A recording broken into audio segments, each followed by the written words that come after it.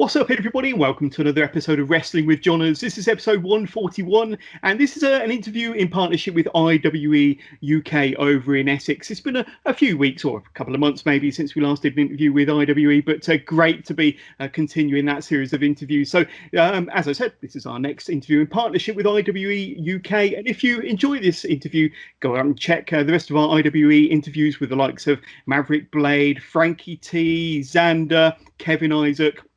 But my next guest is fast making her name, a name for herself on the UK indie scene. Has had a fantastic first couple of years in the business. Please can I introduce to you the current IWE Women's Champion, the Flightless Mother of Birds, and the Matriarch of the Pecking Order, Rwe Daniels. So Rwe, I hope I got that introduction right. Brilliant. It's a long one. It's a long one. It is a long one, but no, it's a fantastic introduction, fantastic nickname or a series of nicknames. But how are you anyway? I'm good. It's been a long 24 hours, but we'll pull through. Indeed. So did I introduce you correctly there? Did I get all your names in the right order? That's the most important thing. Yeah. Good. Not too fussy. So how did you kind of come up with that nickname then? I mean, we're going to get more into your character, your gimmick a bit later on, but is it something that you came up with, or did somebody kind of come up with it for you? How did you kind of come up with that introduction, that ring name, first of all, then, Rwe? So it was, one training session, and I'm absolutely terrified of heights. Right. Absolutely terrified. If I get up on the corner, on the ropes, you see the rope shaking. You would think that there was an earthquake in the building. So they just literally turned around and went, "Oh, it's the flightless bird," because I was the only woman there. So the bird originally wasn't anything to do with, birds. It was the fact that I was a woman. And it snowballed from there. Obviously, they say that the best characters are yourself turned up to, 100. Yeah. So snowballing, I came up with, the full name. It kind of stands out, and I know that Sonny G, the commentator of IWE, mentioned that it was his favourite kind of nickname on the circuit. So that's really, really good. But we're going to get more into your kind of character and your kind of gimmick a bit later on. But first, one thing I'm really interested to know is your love for pro wrestling and how you became a wrestling fan. Can you remember how you first was introduced to pro wrestling? Was it through friends or family members, or was you just flicking the channels one day and came across it? How did it kind of come across for you? How did you first come across pro wrestling? So I had brothers growing up, so I was a jobber before I even knew it. Being thrown around, and we used to watch Shawn Michaels and all that, and they used to get me up early hours, and we'd go and record it on the TV, and then I fell in love with British wrestling. Okay. Because I think we went to Blockbuster and got a load of old tapes, and oh my goodness, it's my favorite type of wrestling.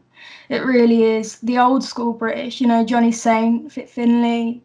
I love how there's a story without any big, cinematic camera work, or you've got the bad guy and you've got the good guy.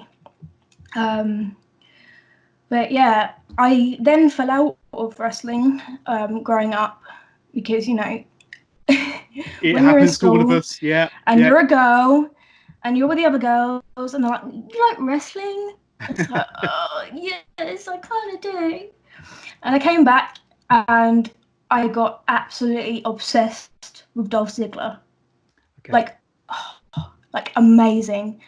Just the pure heelness. He was just such a good heel, and he was so confident, and for someone that doesn't have a lot of confidence, when you see someone like that, you think, I hate him, but I'm meant to hate him. And I've always aspired to be like that. Yeah. Yeah, Yeah. I think Dolph Ziggler is an underrated character, but he is quite Oh, influential. I 100%. mean, he's so fantastic in the ring. He's got a really great personality. He knows his character really well. I think that's really important when you're kind of on TV or just down your local town hall. But to know your character is probably one of the most important things as a wrestler. I mean, were there any other wrestlers that kind of jumped out at you at that time, I Ryley? mean, I absolutely hated women's wrestling.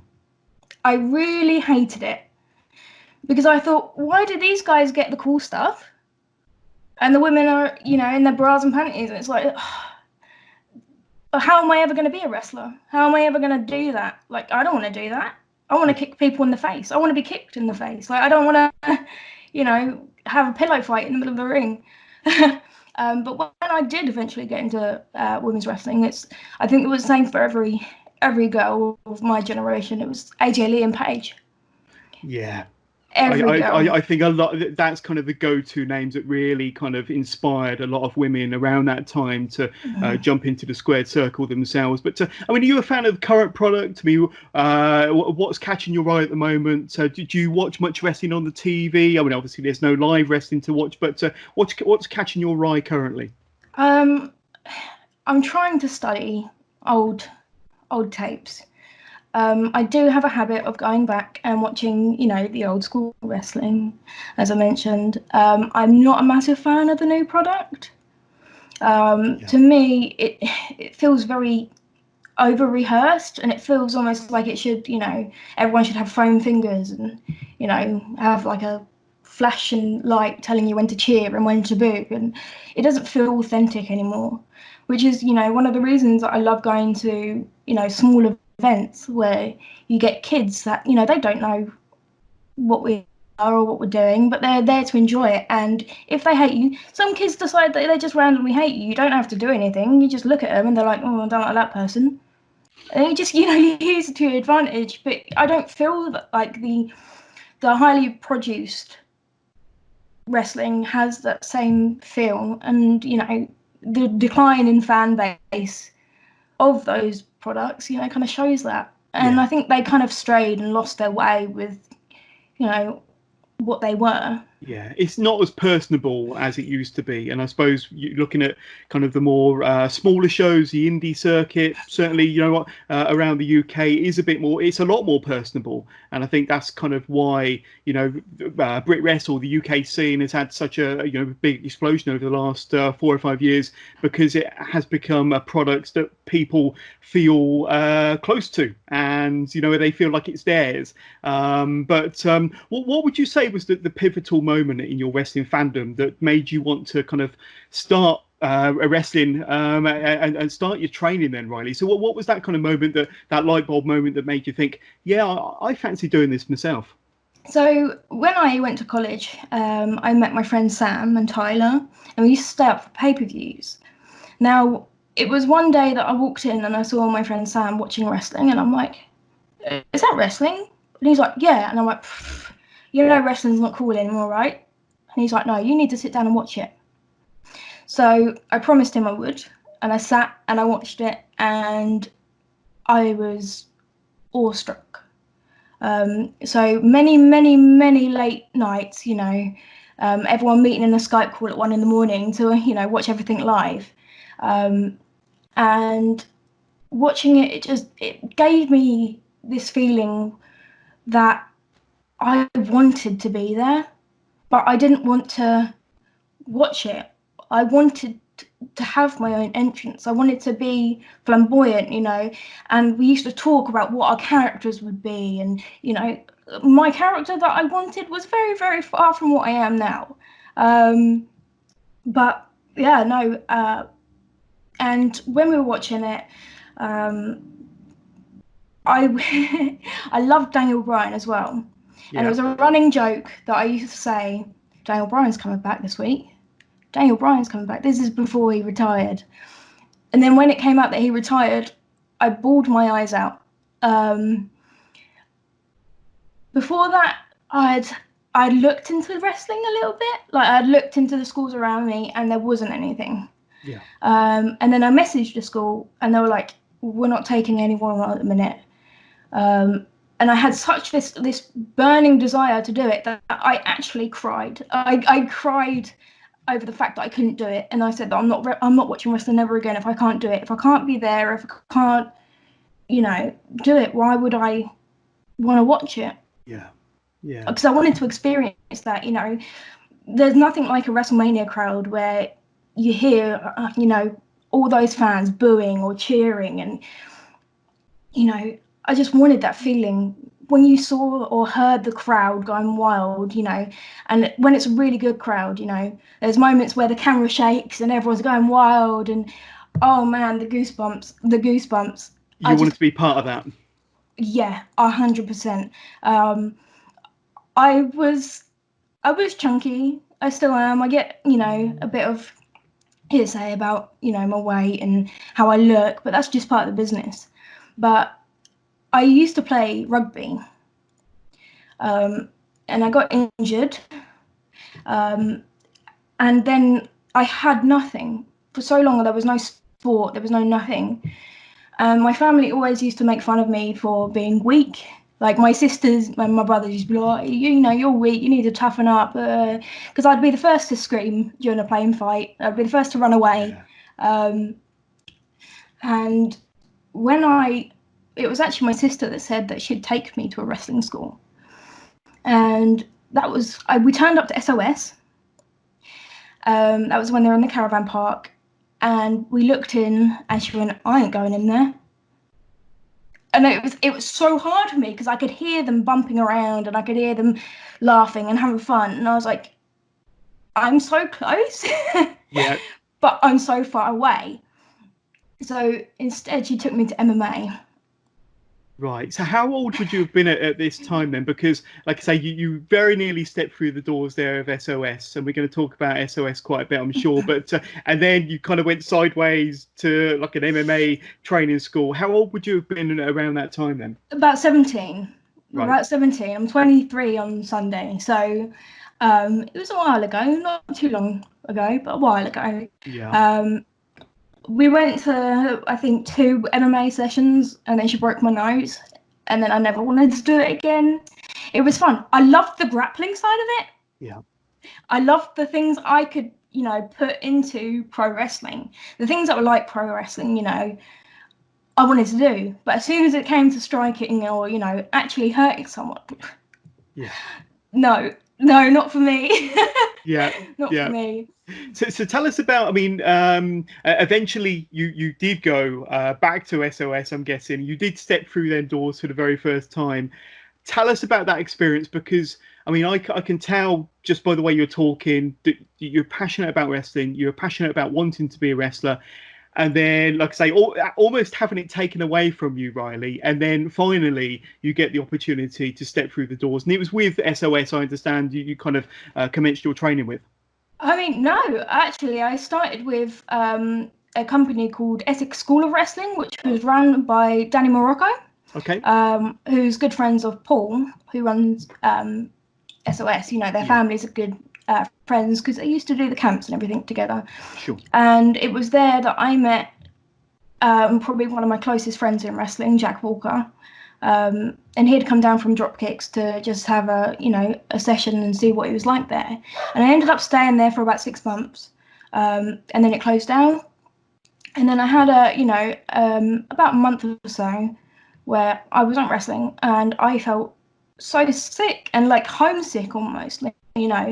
I missed hurting almost. I missed the bumps. I missed the routine of it. And then I eventually went to SOS. The first time I went to SOS, I was so shy. Like literally, I didn't know who to talk to. I stood in the corner. But that was enough for me at that moment because I'd had the taste of wrestling on my tongue, just on the tip of my tongue for so long, and it kept getting taken away from me. It's like a child with sweets. You're like, oh, you are, no. Yeah. So when I got into the swing of things at SOS, and I've got pretty much everything to thank Paul for. Paul gave me everything. I couldn't have asked for any more from him. you know, I told him that I like British wrestling, so he got, you know, people come down to do a seminar, you know, like Miles Sanders, for example, and it was phenomenal. Just because he knew he loves, you know, British old school as well. Yeah. So it was nice to have someone to bond with that, because everyone else just watched New Day, WWE. Yeah. Yeah, So you already had that kind of grounding, so to speak, in kind of as a fan of British wrestling in the more traditional style. So you knew kind of what type of wrestling you liked and didn't like. And now that you were finally training, do you find that did you find that that was the type of style that you wanted to practice more instead of the traditional kind of American style of wrestling? Did you want to kind of get down and do the British style as well? oh, 100%, 100%, because there's not too many people that use that kind of style nowadays. True. Yeah. And I tried looking at women, like looking to see what styles the women were doing, and you know, a lot of them, you know, like the strong style, the hard hitting, you know, and there was no massive technical masterminds that really, you know, stood out. But definitely, there's some like holds and reversals that I look at, and I'm like, wow, you Yeah. know, like someone that I love to watch is Johnny Storm, especially especially when he's with Jodie Fleisch. Like they are just absolutely phenomenal. Even at the like the camp show style wrestling, you know, I always loved, you know, the bigger than, you know, bad villain, and then you've got, you know, the nice little baby face, which, That's you right. know, which again with WWE, you know, you started having like tweeners, and you know, it gets a little bit iffy, and then people like people because, like, especially when social media started coming around, you saw what people were personally like Yeah. rather than what their character was. You know, nobody was living the gimmick anymore. Nobody was, you know, absolutely. You know, like the Undertaker. The Undertaker never ever broke kayfabe, Exactly. ever, Yeah. ever. And that's kind of what I aspire to do. But so many people were just saying, like, you need to get with the times. You are so old-fashioned with it. You are not old. Move with the times. And you know, I've adapted some American style. Yeah. But if I get any chance to do any sort of technical wrestling with anyone, I will, because it's rare to find another person that loves, you know, to get down and dirty with the tech. Yeah, and that makes you kind of more adaptable and possibly kind of improves your range of wrestlers that you could be in the ring with, you know, and kind of mixes it up for you as well. So that's going to make it a lot more interesting for you as your career develops because you are very versatile in the ring. Are there any aspects of your training or, you know, things even now when you do finally step back inside the ring that you find difficult or tough? I mean, you mentioned at the very top of the podcast that you were, you know, not so confident on the ropes or on the top rope. Is that still the case? Are there any other aspects of kind of training that you find particularly hard or tough on your body? Oh yeah, definitely the rope, anything to do with heights, because you can almost see me trying to process that I'm about to do something horrendously stupid. And you can just kind of see me think, oh, what have I done? Why did I go up here? You know, in the corner, escape. Oh, you know. So being flightless, you Yeah. know, I can adapt. You know, and I avoid it. You know, I'll do it in training. I'll do it in training, but any show, you know, it's not worth the risk for me. Especially, you know, unless I'm working it into the crowd, and you know they see this big chicken lady get up and she's shaking and she's shaking, you know, and she goes to jump off but she's holding on. You know, Yeah. it's that kind of like comical, you know, not taking yourself too seriously. I don't, you know, in the ring, I try not to take myself too seriously. I think the more serious you take yourself, the more upset you're going to be if something doesn't work out. And the fans like to see a heel kind of struggle every so often, and I think that's one of the fun things about being a heel, I suppose, is you're not always confident in everything. You know, you're cocky, but sometimes, you know, like I say, the top rope could be your kind of downfall or your nemesis. But I mean, that I need to ask you, and one thing that I've been asking a lot of the wrestlers recently in my interviews is, obviously, there's no gyms open. No wrestling schools, no wrestling rings. How are you kind of maintaining your fitness and your strength and your conditioning, your cardio from home or kind of in the near vicinity to your home? Obviously, we can't go too far afield. How are you kind of keeping all that maintained during these current times? I do a lot of yoga. Okay. So I do it morning and evening. And then I try and get a little bit cardio in during the day, in between this and work, because I've been working throughout this, you know, pandemic. Yeah. I'm a barista by day, so it's a bit different, but it allows my body in between shows to heal. But I actually damaged my neck last year. I had a hangman's fracture in my neck. And unfortunately, it happened during my match with Heidi Katrina. You can see that I don't have any energy. My left arm went completely numb, and I was so close to retiring. But with the help of, you know, I'm going to sound like a broken record, DDP yoga. DDP yoga it saved my neck. It really has. I feel when doing DDP yoga as well, even though it's it feels like a softer workout, but I know that I'm still getting some kind of fitness. Yeah. I do miss weights. I really miss lifting. I never thought I'd say that, because if you knew me as a person, I am probably the laziest person in the world. You know, if I could sit at home and get away with eating, you know, a massive bag of crisps and sit and playing games, I would. But there's been so many comments in the past about the way I look, that I've really tried to push myself to, you know, have a better body and always be better. And I think, you know, if you always think to yourself, I can always be better, but I can't be any worse, then, you know, it's less of a effort. Yeah. Because you want to improve yourself, like, you know. Yeah.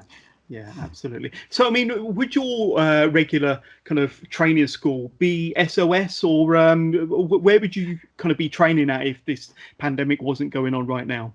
So I'm currently looking to go up north. Right. Just to, you know, for a couple of months, just to train. I would love to train with Marty Jones. That's something that it was on my goal this year. I had a trip planned in June, well, this month. Yeah. And I was going to go up there with one of my friends, and we were going to do 2 months of training at Marty Jones, just because, you know, I think with training schools, you know, no matter how amazing the teacher, there's only so much you can learn. Yeah. And the problem is, if you don't travel, you all become the same wrestler. Yeah. You all have the same reversals. You all have the same moveset. You know, everyone wants to do this, or people have similar looking gear, similar gimmicks.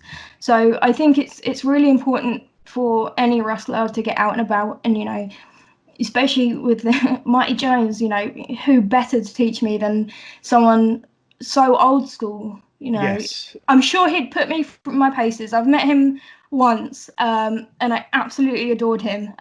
He's definitely one of my favourites, just in character alone. But yeah, And that would really fit in with your fascination of kind of old school British wrestling as well. I mean, have you?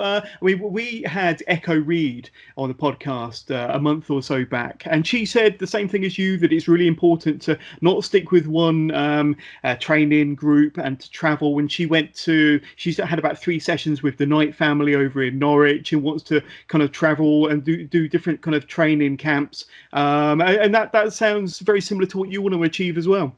Oh, 100%. I'd love to train with the Knights. That's in my diaries as well. Hopefully, when this is all over, I admire them so much. You know, they're wrestling royalty in the UK. Definitely. And you know, they were there struggling when, you know, Brit wrestling had a big crash and nobody wanted to watch wrestling anymore, and they were still there trying to put on shows. You know, I admire them a lot, and I think everyone can learn a lot from them. They're very old school in their ways, I hear, Yes. and I love that. I really love that. Yeah, definitely. But I mean, Echo said that they really kind of trained her in kind of the old school techniques that you don't get kind of many training groups. But how long was it? So you said that you started training when you were roughly 17. How long was it before you had your first match in front of fans then? Only about a year. Right. Only Okay. about a year. So, SOS at its peak probably had about 4 regular women. Yeah. And for ages, it was a variation of the same match. It was, you know, it was either a singles between 2 of the girls or, you know, a fake 4-way. And oh my goodness, none of us knew what we were doing. None of us knew what we were doing. But, you know, we needed that crowd experience because although we had knowledge of what we were doing and we had, you know, technical ability and stuff like that, we just needed that crowd experience and needed to feel included. And, you know, sometimes they weren't, you know, they're not 5-star matches, I can tell you that much, but they were fun. And it was just, you know, that crowd interaction. And I remember getting, you know, my first set of gear and everyone's like, you got that made? Yeah, but you haven't had a match. But I want to, you know, I'm getting Yeah. ready. Absolutely. And the promoter at the time, he was like, you know what, I really appreciate how much you want this. And they talked, Paul and Mark at the time, Mark Young, who was the owner of Wrestling League. They talked and they ended up getting me on a show. And after that, addicted. Although I did get a concussion in my first match. Well, I was going to ask you about your first match, and I was going to ask if there was any kind of pre-match nerves and kind of how you coped with that. But I mean, did you have like a fully formed gimmick at the time? I mean, you went to the effort of getting your own gear made, but did you just debut as Ryle Daniels, or what was your gimmick? What was your name back then? I've always been Riley. So Okay. the reason that I chose Ryle Daniels is because the first training school I was at, when it was all men, there was discussions of eventually putting on training shows. And because Riley is a unisex name, I thought it'd be funny if they thought, oh, it's another, you know, guy on guy match. And then out I come, you know, and they're like, Yeah. oh, it's a girl. And it just stuck. It just, um, for ages, you know, getting used to being called Riley was really hard because around shows, you know, people be like, Riley, Riley, Riley. And I just have such a blatant stare, like, you know, just in my own little world, you know, watching people train in the ring. But yeah, no, I did get a concussion in my first match. My first match was a fatal 4-way with, funny enough, all the women, apart from myself, aren't training anymore. But I think it also kind of drove home my fear of the ropes. A girl, she went to do a diving crossbody, and I realised that the other 2 girls that were going to catch up were way too close, Right. and that girl was going straight over their head like that. She was going. So I don't know why I did it, but I jumped and I just wrapped my arms around her and I took the full force of her body on the back of my head. And it wasn't the softest part of the ring either. Yeah. I remember the other. Eventually, I was laying there. I think they thought I was selling, but I was gone. I was I was absolutely gone. Lucky enough, one of the girls came in, and you know, we talked about her throwing me out at the end, and she literally picked me up and she's like, "You need to go out." And I'm like, "Huh?" And she just threw me, and I remember just like hitting the floor just with a like smack, and everyone would be like, "Ooh, ooh." I don't, you know, I remember patches of the match, but I don't remember the whole thing. I really don't. Yeah, and I mean, have you had concussion issues since then, or was that kind of like a one-time only concussion? Yeah, hopefully, and Just, praying that just I never yeah. have any more. I will have more, but that, and there was one time where I was taking a bump off the top rope and I folded in half. Right. Because I went for it, Yeah. and it's ever since then, the two rope assisted concussions that I've had, I've kind of steered away from it unless I'm choking someone on the ropes or running their face along the ropes. I'll use them to my advantage, but you'll Yeah. never see me fly. Yeah. Well, speaking of flying, I want to talk about your gimmick now. So I introduced you earlier as the flightless mother of birds and the matriarch of the pecking order. So it's clear that you've got a huge fascination for birds. We did speak briefly off air that you've got a collection of birds. You've got an aviary. But we will talk about kind of Ziggy and all the other birds very, very soon. So tell us about your love for birds and how you decided to make it part of your wrestling gimmick then, Rhylee. So I've always owned birds. I've always had, like a budgie or something like that. We've always had one as a pet. And when my grandmother died, I got my first bird of my own. And her name was Chi Chi, and she was just a little budgie. And then from then, I had her 7 years. But from then, I became obsessed. I loved her so much. She was such a funny character, and they've all got different characters. And I decided to do a lot of research, and I trained her up. And I was searching one day just randomly, and I saw a Facebook post about these birds that needed rehoming, and rescuing and taken away, and the place wasn't too far from me. So I thought, you know what, I feel so bad and nobody's come forward, so I'm just going to go. I'm just going to go for it, and I'm going to bring them home. And from there it started, and I started rescuing and rehabilitating parrots. And I think at one time we had about 25 birds in the house. Oh, wow. 25. And all my time, because I was at uni at the time as well, all my time was on those birds, I and bet. I I bet. loved their company so much. I've stopped doing it now because my schedule's so varied that I just don't have the time for 25 birds. Yeah. So I now have an outdoor aviary, as we mentioned, Yep. and we've got, I think, 13 budgies in there. Okay. Yep. It's a quite big aviary. I like to let them all fly, and we had 2 new additions yesterday, and they've bred, so I've got 3 baby birds in there as well, Nice. and Yeah. I let them be as natural as possible. In the morning, before I even eat, my birds have to eat. I have to have their breakfast done, all in separate bowls, and letting them, they all have fresh food every single morning. I've got Ziggy, who's my Indian ringneck. Yep. The lady that had him, she was going to let him go just because she was having a baby. She was going to let him go and, get killed in the wild. And just, to me, that was absolutely horrific. Yeah. Like, absolutely horrific. And she was like, do you want a parrot? And I was like, okay, I'll have him. And he's 4 years old now, bless him. He's got his own Instagram. Both of my birds have both of my large parrots have their own Instagram. My other bird, Casper, I got him about a month ago. He's an umbrella cockatoo. He's very, very big, very, very loud. I'm surprised he hasn't interrupted this interview with lots of, hello, Caspers, hello, Casper, hello, Casper. But oh my goodness, my life would not be complete without them.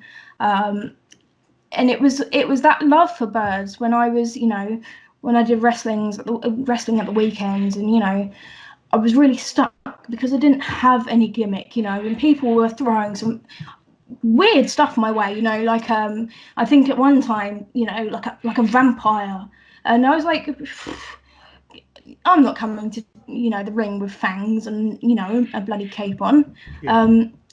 Now I wear a cape, but back then, you know, to me, I didn't have any confidence to be anything like that. That wasn't me.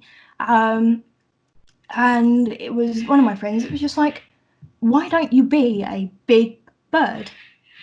And in my head, I had, you know, the Sesame Street character, you know, like a big yellow fluffy thing. And I was like, well, what do you want me to dress up like Big Bird for? And he's like, no, just be like, you know, like the mother of your parrots. You always say that you're their mum, they're your babies. Why don't you be that? There we go, and the gimmick was born.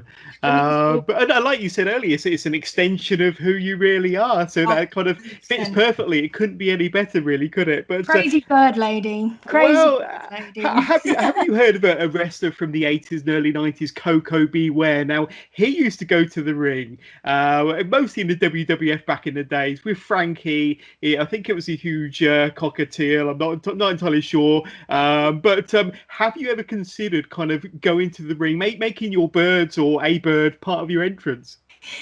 There's a little insider for you. It's on the works. Oh, fantastic. We look forward to seeing that. I'm sorry if I've kind of spoiled anything there, but yeah, I'm trying to. I've got a harness for my biggest bird, Casper. So hopefully, you know, he could accompany me to the ring. Be my little valet. Yeah. Watch his face. It will be kind of Coco Beware all over again. But that's really, really cool. That's really cool. So for anyone listeners that haven't come across Rhylee Daniels before then, how would you kind of describe your wrestling persona, your wrestling personality, your character, if they were coming to watch you for the first time? So my character is also based on a Egyptian theology.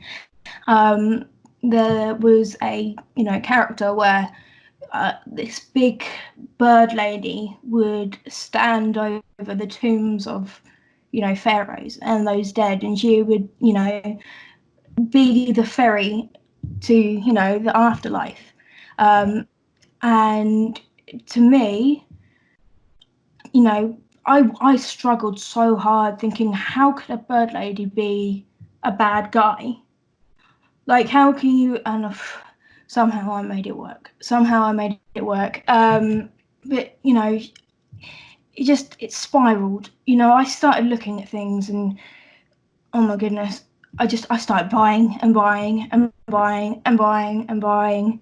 So it's pretty crazy. Yeah, and no, it really, really worked. But tell us about kind of your journey from doing the trainee shows with SOS and then kind of going on to the Wrestling League main shows. What was that transition like for you? Because you'd obviously had quite a few matches under your belt with SOS, and then kind of making that leap to a slightly bigger stage. Did it scare you at all? And how was that transition for you? Oh, terrifying. My first show that I had with pros in the back, I can't tell you, oh my God, I was literally sat on the top. I had to wee all the time. And that was just pure anxiety. People behind will go, especially like the less experienced people, you look at each other and like, I need a wee. And my first, oh my goodness, I can't remember who my first pro match was. It might have been Bobby Tyler. Yeah, I think I've got it down here that your first Wrestling League match was Bobby Tyler. Yeah. Oh, it went dreadfully. Just pure nerves. My mind went completely blank. Unfortunately, as well, for someone that was so new and fresh, my match got changed like 5 minutes beforehand. Someone had interjected, and under pressure, they the whole match was rewritten, so I didn't know any of my key points anymore. And I was so used to writing things down on my phone and going through each bit and making sure that I know when to come in and when to go out, and when it's my turn and when it's your turn. And that went out the window, so I was like a deer in the headlights. And I think you can see on that any footage that I'm so, like, you can see that I'm nervous. I'm not bigger than life. And it took so many more matches for me to become bigger than life, because after the Bobby Tyler match, I didn't get an opportunity again for ages. Well, Right. what felt like ages. It was a good couple months. And it was really hard to, digest that I'd screwed up that much, that I was now not getting the opportunities. And I mean, like, I might have the odd match on a trainee show, but the thing is, I wasn't getting the experience from elsewhere. I wasn't getting the experience of pros. I wasn't getting the feedback, because when you're wrestling the same people all the time and at the same level as you don't get any better. Yeah. And I didn't like the fact that I wasn't making progress, and I didn't like the fact that I was wrestling the same people and didn't have the opportunities to, I think in my time I've only had one intergender match as well. It was probably one of my favourites, to be honest. It wasn't perfect, but I've always said to people, like the boys in training, if you're gonna hit me, hit me. Yeah. Like, I can take it. It's okay. And I remember it was with a wrestler called DT, and we had a kickoff, and he booted me, like really booted me, and all you can hear is me go, ow, ow, because I didn't expect it, Yeah. But it made it authentic, because I was the bad guy, it was, we had one big guy in the match, and the other one was like a 13-year-old boy.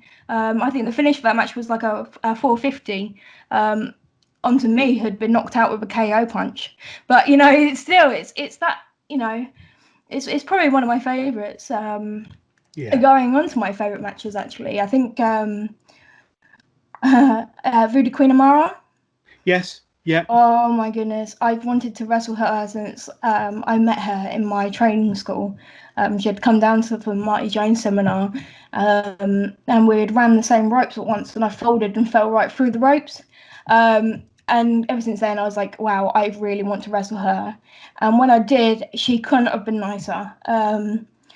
She, like, literally, it was so smooth, and it felt so natural.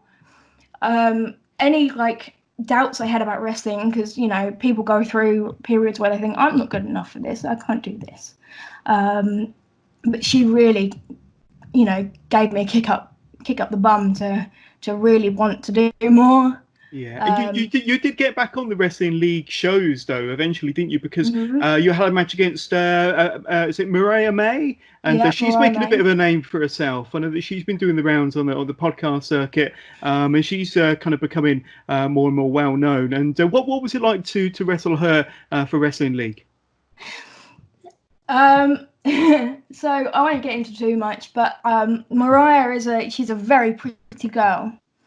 And she's tall, and she's model-esque, and I looked so like flumpy next to her that so many of the guys commented on it. And I remember I was trying to like heel it out, and I remember shouting into the crowd, "Let me ruin her pretty face." And someone in the crowd went, "Oh, it's because you're ugly." And oh my God, trying not to show the hurt on my face was unreal, because I think that's the first time that anyone's ever said anything back to me in the crowd. I love booking out little children. I love staring at them, and then boo. I love that kind of interaction. But oh my God, it was so hard not to like cry or lose my place. Again, I love her to pieces. She's such a lovely woman, and I really hope that I get to wrestle her again. I'm sure, 100,000% sure, that elsewhere, again, with both of us having more training and more experience, I think that we could have an absolute banger. I really do. I mean, taking you back to that moment, did you use that kind of comment from the fan as motivation during that match? I mean, once you was able to compose yourself again, did you find that was something that kind of gave you more motivation to succeed during that match and beyond? Oh, 100%. I thought, if you think I'm ugly, I'm going to show you a monster. I'm going to really go for it. And that's something as well that I love one of my good friends, Alyssa Dawn. Oh my God. You know, in training, we've been so mean and horrible to each other, but we know each other's boundaries because I've wrestled Alyssa 1,000 times, you know, easily. So we know each other's limits, and, you know, hearing the crowd go, oh, that's what I want to hear. I want to, you know, I want to hear how grossed out, how scared, how, you know, I want them to feel something. Yeah. I want them to feel something other than bad guy, good guy. You know, I want them to really dislike me. And that's something that obviously I followed into IWE with. Well, let's talk about that, because that was going to be my next question, is how did your partnership with IWE begin? Who approached who, and how did that relationship between you and IWE start? So I actually turned up to their first show. I don't think they knew about me at all. I think it was their first 2 shows I showed up. The first one I showed up and I helped out, and I met so many wonderful people. I've never had a show like that with that kind of vibe. Everyone was supportive. Everyone was nice. You know, there was no bitterness. You know, there might have been a little bit of stress the first show, but I sat in the crowd and I adored it. I adored everything. You know, it might not have been, you know, the best polished product, you know, but for a first show, amazing. Second show, even better. And, you know, and I'd explained to him, you know, that I was a wrestler and I was, you know, coming, you know, I was trying to, you know, break out, and I hadn't had much luck, and, you know, and he said, well, that's what we're here for. You know, we're here for people like you that can't, you know, that, you know, you're not breaking out, you know, you feel like you're not getting anywhere, and, you know, we'll give you a platform to, you know, express yourself and, you know, try and put yourself out there. Yeah. And I was booked on their first show not long after that. And that was against Mia Cortez. Well, that's right, because that was their resurrection show, wasn't it? Last April, if I'm not mistaken. And not only that, and you're kind of underplaying it here, Rhylee, because that was their first ever women's match on any of their IWE shows. And that, I think this was their third match, possibly, their third show. And it was the first ever women's match on their resurrection show. So I mean, that must have been a hell of a thrill to have been asked to be part of that kind of history-making match, really. Mm-hmm. Oh yeah, I mean, in my head it was literally, you know, don't screw it up, don't screw it up, don't screw it up, don't screw it up. And I remember Mia turning around to me and saying, you are panicking, stop panicking. You know, I've got you. You know what you know, I know what you know. Let's go out there and we'll have fun. Yeah. And that's exactly what I needed, because I'm such a, like, anxious person. I am probably, you know, the definition of, you know, anxiety. So having that, you know, guidance from someone that's much more experienced than me was, you know, I needed it. And my God, did I have fun. You know, I let her lead, even though, you know, I was the bad guy. I let her lead. And she brought out something in me. She just really, it just cracked, you know. That's it, you know. Yeah. And I, again, had such a love for wrestling after wrestling her. You know, I owe everyone at IWE everything, and, you know, I owe Mia even more, because she really, you know, so to say, took me under her wing. Yeah. And, you know, wow. And then, you know, I didn't appear for their next show, which is understandable, you know, but in my head, in the back of my mind, I was thinking, was my match bad? Like, do you guys not want me back? You know, it was kind of like, and I remember Frankie saying, no, we want you back, we love you, you know, we want you back, because, you know, you've made the show, you know, you've made, you know, and it was nice to meet a bunch of guys that was so lovely. Frankie is probably one of the nicest men I've ever met in my life. And for him to give me such a platform, and for me to go on and win the championship, being their first ever IWE Women's National Champion, it meant the world to me. And so early on in my career. Yeah, and that was going to be my next talking point, because that happened at their Gold Diggers show. It was their first show of 2020, their only show of 2020. I think it took place in February, and it was a triple threat between yourself, Bunny Malone, Mia Cortez, and it was to crown the first ever IWE Women's National Champion. So, I mean, you, as the heel, you took advantage of, in proper heel fashion of Bunny Malone's finisher. You pinned Cortez to be crowned the first ever Women's Champion. It sounded like a bit of a dream scenario and a great ending for yourself. It was a really fun match. But tell us about kind of not necessarily the match, but tell us about how you think the match went. But kind of the end, when the match was over, you got presented with the belt, and it finally sank in that you were their first ever women's champion.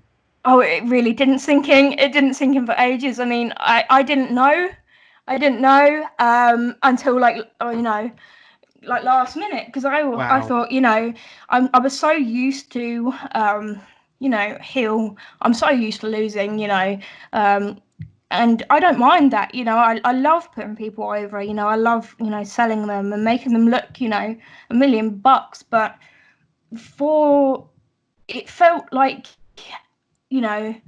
after so much of wrestling just taking and at times draining and making me feel making me wonder whether I want to do it, whether I'm going to get anything out of it, or when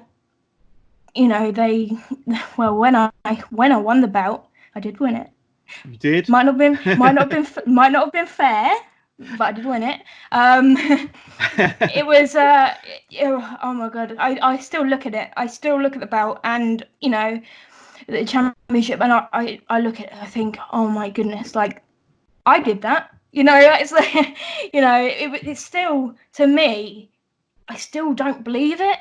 I still don't believe that someone had that much trust in me to let me run with it.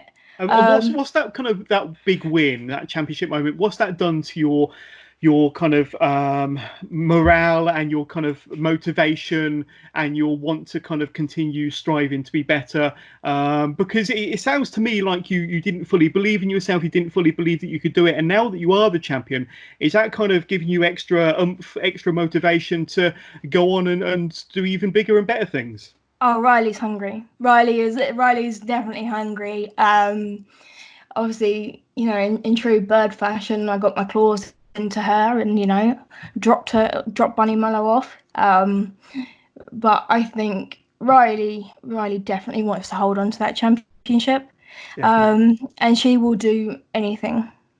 So one thing about that match that I found quite fun and quite fascinating was the kind of the dynamics and the characters of the three people. Now, I'm sure this has been mentioned many times before, but there was yourself as kind of your bird character, the flightless mother of birds. You have Bunny Malone, obviously the rabbit, and you had Mia Cortez, the dragon. So was it discussed before the match, or did you even kind of realise you've kind of got three kind of intertwining animal gimmicks kind of all in the same match? That link just can't be missed, can it? No, we did play on it a bit on Twitter, the bunny, the bird, and the dragon. Yeah. And I think we were on a post, and we were talking about, I was talking about eating the bunny, and then the dragon was like, yeah, but the dragon blows fire, and it was it was definitely an interesting scenario. I do wish that we had played on the characters more and been more animalistic. I think that would have been much better. But there's always a next time, and I'd love to meet some more animalistic characters. I do find the more out there gimmicks more fun. So, I mean, who wants to be just, I've turned up to wrestle? Who wants to, but the biggest honor, it really is the biggest honor to be their champion. And I really hope that continuing on to, more things, I really hope that my connection with IWE stays there, because they are home. They are you know. Yeah, they clearly mean a lot to you. They clearly do. I mean, how do you see the IWE Women's Division growing with you as their champion then, Rhylee? And are there any wrestlers on the roster and any women on the roster, or any women that are about to come through that you'd like to defend your title against? Oh, there's many. Lucia Lee. Oh my goodness, I would love to wrestle her. We've been exchanging memes for like the last few months, and we've really gotten to know each other, and she's one of my biggest, she's my backbone, she helps prop me up, and we continuously talk about how much we want to kick each other in the face. Definitely want to. We love Lucia on this podcast as well. Oh, don't. I think we would have a really good match. Even throw like Chantel Jordan into the mix. Give me a triple threat. I don't care. Give me anything. But there's a few others. I'd love to wrestle Voodoo again. Just simply because it's such fun. It doesn't have to be, for me, it doesn't have to be a 5-star match. If it's good, and if I've had fun, and if I feel like I've gained knowledge out of it, for me, that's everything. That is, what I want from it. Yeah, totally. And you've named some of our favourites there, Chantel Jordan and Lucia Lee, most definitely. But and of course you got that triple threat rematch to look forward to as well. The bunny, the dragon, and the bird. I'm sure there's got to be a sequel to that championship match. They're going to want their revenge. Especially with the way it ended. But as I mentioned earlier, you've been in the wrestling business for a couple of years now. Is there any companies that you'd like to work for in the future besides IWE? Of course, I know you've got a long career ahead of you with IWE, and especially as their women's champion, but any other promotions that you'd like to kind of experiment with or kind of join their ranks and wrestle for sometime in the future? Stardom, I think is probably one of the ultimate goals. I love the Japanese style of wrestling, and they've got some of the best women's talents over there. And they all have fun, they work hard, have fun. And that would be, I would be so happy if I even got, a little tryout there. It's probably not on the cards too soon, but, I'm working towards it. And unfortunately, with all this pandemic, it's knocked me back, a few pegs, but I'm charging onwards. And hopefully when all this is cleared up, I'll be back bigger, better than ever. Indeed. And final question from me then, and for any up-and-coming wrestlers, for anyone wanting to come into the business as a trainee, do you have any advice that you've found useful? Any advice that maybe you've been given over the last few years that you can pass on to anybody wanting to get into the business themselves? A little bit negative, but if a school doesn't have women trainees, question it. Yeah. Question it. Make sure that even if you're, male, whatever you identify as, make sure that there's one person there that you can trust, and make sure that there's one person that you can talk to, and put your heart into it. Put your heart and soul into it. You may sit there and cry sometimes, you may feel like you're not getting anywhere. You may want to retire, but don't really keep pressuring on, because at the end of the day, it's so worth it. It really is. I love it. I'd love to make it permanent. I really would.